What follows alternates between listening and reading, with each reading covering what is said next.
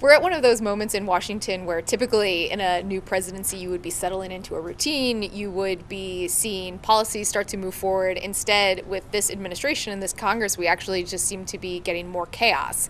Every day we wake up and it's something really extraordinary. And this week you saw it happen on two tracks. You saw both the Republican effort to overhaul Obamacare, this 7-year promise that they've made to voters, stall out in a pretty dramatic fashion, at the same time that you saw the internal drama at the White House spill out into the public in a way that I frankly have never seen in my years covering the White House.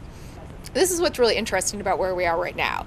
Scaramucci is out there saying on camera that he is saying some of these things because the president wants him to. The president wants him to be taking this aggressive posture toward leaks. The president is someone who doesn't mind a lot of drama. He doesn't mind his staff fighting it out. He doesn't mind if it happens publicly. But there is a line with Trump. If it gets to the point where one particular advisor is suddenly becoming the story, is suddenly overshadowing Trump himself, that's where you see Trump start to turn a little bit. And Scaramucci, frankly, is walking right up to that line. What you're seeing at the White House right now is this tug of war over who's in charge. And anytime you have that kind of struggle happening in a real way, it grinds to a halt so much of the efforts to move forward on policy.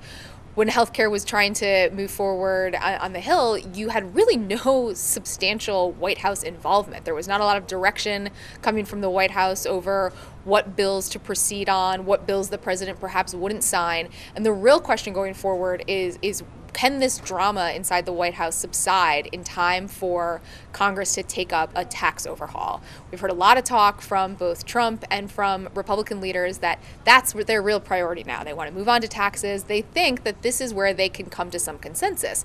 But the reality is tax reform is really hard. It's one of those issues that divides the business community, it divides voters, there are intra-party squabbles, and so this idea that you could take on a huge issue like tax reform and not have consensus between the White House and Republicans is pretty unheard of, actually.